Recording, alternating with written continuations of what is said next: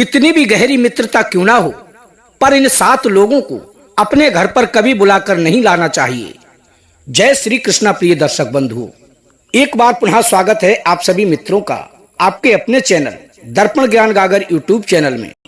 प्रिय दर्शक बंधु, आज का विषय आपके लिए बहुत ही लाभदायक व हित भरा होने वाला है। इस वीडियो में बताई हुई बातों के लिए हम सभी को जानना बहुत ही आवश्यक है। अक्सर हम लोग नासमझी में अज्ञानता बस कुछ ऐसा कर लेते हैं जिसके कारण हम लोग बहुत बड़ी मुसीबत में फंस जाते हैं। ये गलती करने के बाद फिर हम बाद में सोचते हैं शायद हम ऐसा नहीं करते तो इतनी बड़ी जिल्लत में नहीं पड़ते। तो क्यों ना हम विपत्ति में पड़ने से पहले कुछ सावधानियां बरत लें जो कि हमें मुसीबत का सामना ही ना करना पड़े।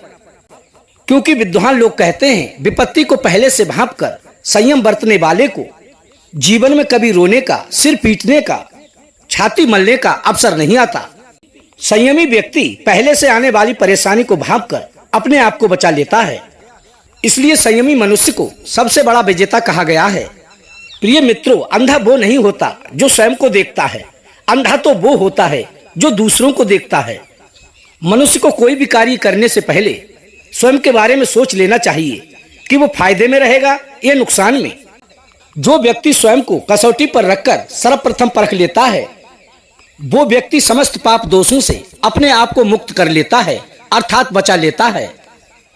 उस पर आने वाले संकट स्वतः ही वापस लौट जाते हैं। और जो व्यक्ति खुद को देखकर नहीं चलता वो अपने आप को गुनाहों की भट्टी में झोंक लेता है और निर्दोष होते हुए भी मारा जाता है। प्रिय दर्शक बंधुओं, इस संबंध में आज मैं आपको पंचतंत्र की एक कहानी से रूबरू कराता हूँ। पंचतंत्र की ये कहानी आपको बहुत कुछ सिखाने वाली है। श्री विष्णु शर्मा जी कहते हैं किसी कुएं में अपने बड़े से परिवार के साथ एक मेढक रहता था। उसका परिवार बहुत बड़ा और अशिक्षित था, इसलिए उसके घर में काफी कलह पड़ी रहती थी। मेढक अपने रिश्तेदार और परिवार के साथ उसी कुएं में रह रहा था। परिवार में अधिक सदस्य होने के कारण उनमें किसी न किसी बात को लेकर अक्सर झगड़ा होता रहता था। और प्रिय बंधुओं, आप तो ये सब जानते ही हैं कि जिस घर में अधिक बर्तन होते हैं तो वो खटकते ही हैं। मेढक के दामाद उसे बहुत तंग करते थे। एक दिन उन्होंने मिलकर मेढक को बहुत पीटा और उस मेढक ने भी उन सभी से तंग आकर अपने दामादों को सबक सिखाने का मन बना लिया था। एक दिन वो रहट की बाल्टियों पर चढ़कर कुएं से बाहर निकल गया और उनसे बदला लेने की सोचने लगा।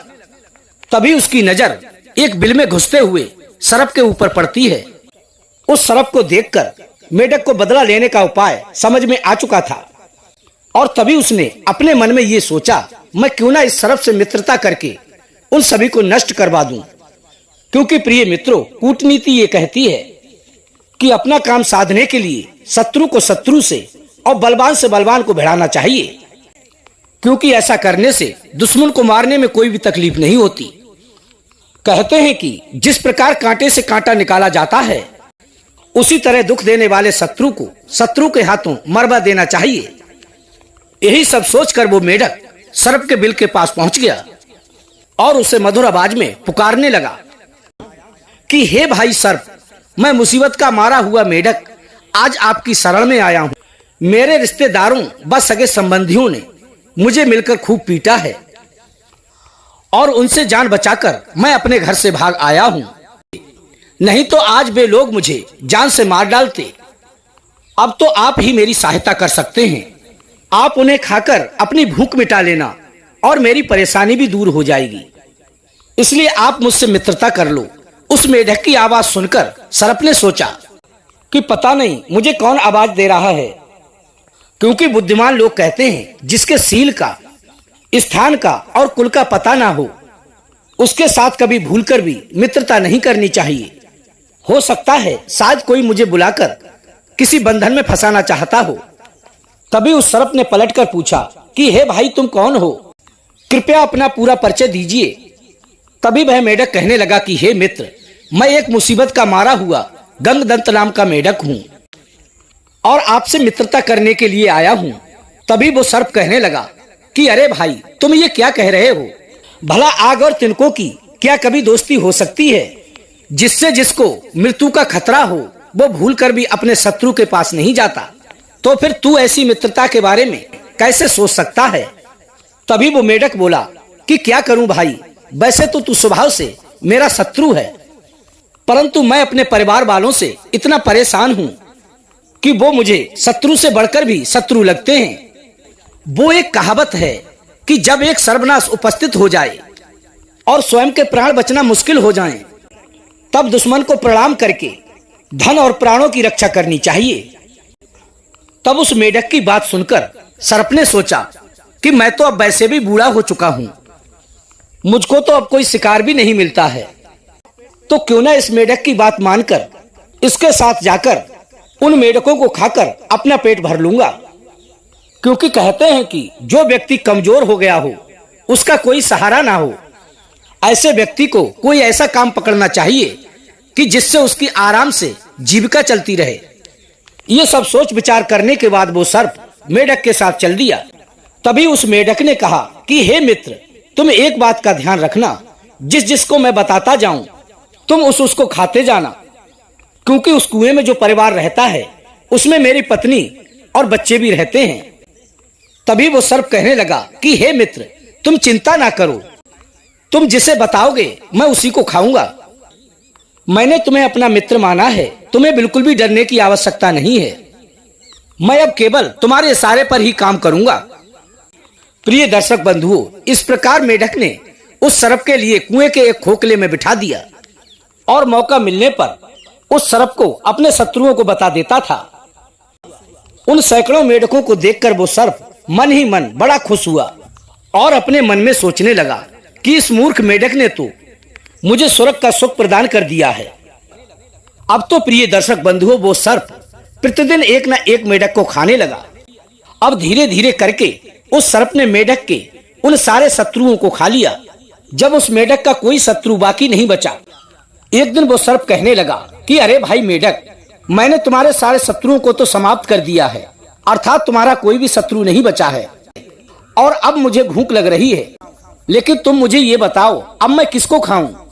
आखिर मुझे अपने पेट की भूख तो शांत करनी ही है। तभी वो मेढक बोला कि हे मित्र, अब तुम यहाँ से चले जाओ और कुएं से बाहर जाकर तुम अपनी भूख मिटा लेना, क्योंकि अब मेरे सारे शत्रु मारे जा चुके हैं। अब केवल मेरा परिवार ही इस कुएं में बचा है, इसलिए तुम यहाँ से जा सकते हो। उस मेढक की बात सुनकर वो सर्प मेढक से कहने लगा कि अरे मूर्ख, तू मुझे यहाँ से जाने को कह रहा है? अब तू ही बता मैं कहाँ जाऊंगा? मेरे बिल पर तो किसी दूसरे ने अधिकार जमा लिया होगा। अब तो तुम्हारी भलाई इसी में है कि तुम मुझे यहीं रहने दो और अपने परिवार में से ही मेरे खाने का प्रबंध करते रहो, नहीं तो मैं आप सभी को खा जाऊंगा। प्रिय दर्शक बंधुओं, सर्प की ये बात सुनकर अब मेढक समझ चुका था कि मैं बुरी तरह से फंस चुका हूँ। अब वो अपने द्वारा की हुई भूल पर बहुत ही पछता रहा था। वो सोच रहा था कि काश मैं इस सर्प को यहाँ नहीं लाता, अब तो मेरे और मेरे परिवार के ऊपर ही ये संकट आन पड़ा है, और अब मैं इसे मना करता हूँ तो ये हम सबको खा लेगा। इस सर्प से बचने का अब तो एक ही उपाय है कि इसे एक मेढक रोज खाने को देता रहूं। किसी ने ये बात बिल्कुल सत्य कही है कि अपने से अधिक शक्तिशाली शत्रु के साथ जो मित्रता करता है वो स्वयं ही जहर खाने का काम करता है, इसमें कोई भी संदेह नहीं है। वो मेढक अपने मन में सोचने लगा, यदि किसी व्यक्ति का सब कुछ जाता हो तो सामने वाले को थोड़ा सा देकर जो कुछ बचे उसको बचाने में ही भलाई है, क्योंकि जोरावर व्यक्ति के मांगने पर जो निर्बल पुरुष दान भी मन से नहीं देता है, बाद में वो शक्तिशाली व्यक्ति उसका सब कुछ छीन लेता है। चतुर व्यक्ति वही है जहाँ सब कुछ जाता हो तो उसमें से थोड़ा सा देकर बाकी बचा ले, क्योंकि सर्वनाश उसके लिए दुस्सह हो जाता है। थोड़े के लिए बुद्धिमान पुरुष अधिक का नुकसान नहीं करते। अब वो मेढक लाचार होकर प्रतिदिन उस सर्प के लिए एक मेढक खाने को देता था। एक दिन उस सर्प ने अन्य मेढकों को खाने के बाद उस मेढक के पुत्र को ही खा लिया। इस बात से वो मेढक अत्यंत दुखी हो गया और रोने लगा। तभी उसकी पत्नी ने कहा कि अरे दुष्ट, तू अब क्यों रो रहा है? तूने तो अपनी जाति को ही समाप्त कर डाला, अपने रिश्तों को ही तार तार कर दिया। तेरे मन में इस बात का तनिक भी ख्याल नहीं आया कि दुख की घड़ी में अपनी जाति के लोग ही काम आते हैं।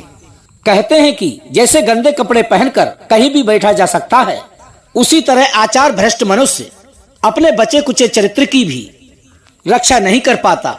उस मेढक की पत्नी कहने लगी कि अरे मूर्ख, अब इस प्रकार रोने से कोई भी लाभ प्राप्त होने वाला नहीं है, इसलिए हम दोनों को यहाँ से भागने में ही भलाई है। इतना कहकर वो मेढक और उसकी पत्नी वहां से भाग निकले। उधर जब कुएं में एक भी मेढक नहीं बचा, तब उस सर्प के लिए बहुत तेज भूख लगी।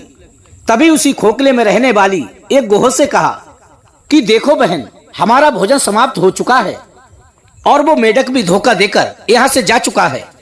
अब तुम एक काम करो, तुम यहाँ से जाओ, क्योंकि वो मेढक पास के ही तालाब में गया होगा। तुम उसे किसी प्रकार से यहाँ बुला लाओ। तभी उस सर्प की बात मानकर वो गोह उस मेढक को ढूंढते हुए पास के ही तालाब के पास पहुंच गई और वहां पहुंचने पर उसे वो मेढक भी मिल गया। तो उसने सर्प के बुलाने की बात उस मेढक से कही। तभी वो मेढक कहने लगा कि अरे दुष्ट गोह, तू जा और जाकर उस सर्प से कह देना कि गंगदत्त अब उसके जाल में फंसने वाला नहीं है। वो पापी है, कपटी है, धूर्त है। मैंने उस धूर्त पर विश्वास करके बहुत बड़ी गलती कर दी थी, क्योंकि कहते हैं कि भूखा व्यक्ति कौन सा पाप नहीं करता, कमजोर आदमी निर्दयी हो जाता है। मेढक बोला, सब कुछ खोने के बाद अब मेरी समझ में भली भांति आ चुका है कि अपनों के साथ विरोध और बलवान के साथ स्पर्धा, स्त्री, बालक, वृद्ध और मूर्ख के साथ विवाद कभी भी नहीं करना चाहिए।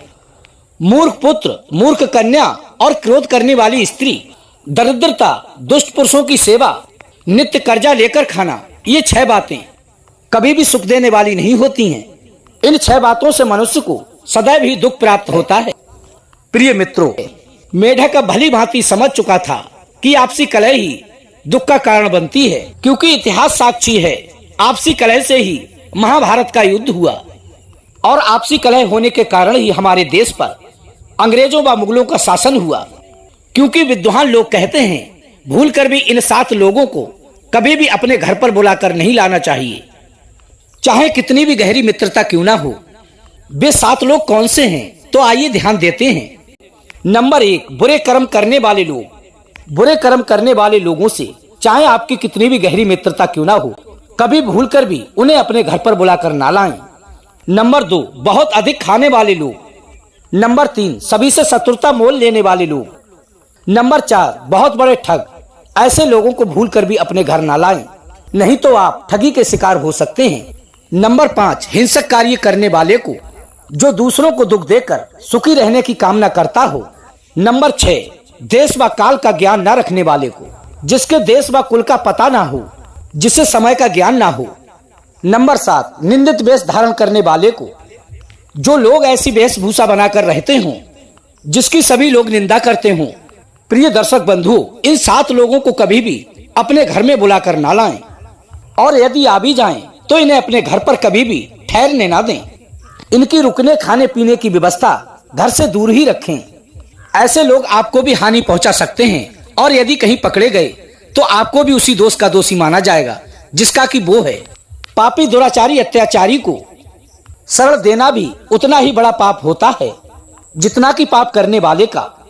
कहते हैं कि दुष्टों के साथ रहने से सज्जन लोग भी उसी तरह नष्ट हो जाते हैं, जैसे सूखी लकड़ी के साथ मिलने से गीली लकड़ी भी जल जाती है।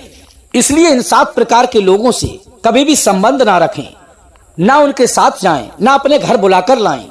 अर्थात ऐसे व्यक्तियों से आपको संबंध ही समाप्त कर देने चाहिए, क्योंकि ऐसे लोगों से हमेशा दूरी बनाकर रखने में ही भलाई है। प्रिय दर्शक बंधुओं, यदि आपको हमारी बात अच्छी लगी हो तो वीडियो को एक लाइक कर दें, चैनल को सब्सक्राइब कर लें, अच्छे कमेंट करें, हो सके तो अपने सगे संबंधियों और मित्रों तक वीडियो को शेयर अवश्य करें। प्रिय दोस्तों, हम कल फिर मिलेंगे इसी प्रकार की ज्ञानवर्धक चर्चा के साथ। इसी के साथ प्रिय दोस्तों, राधे राधे, जय श्री कृष्णा।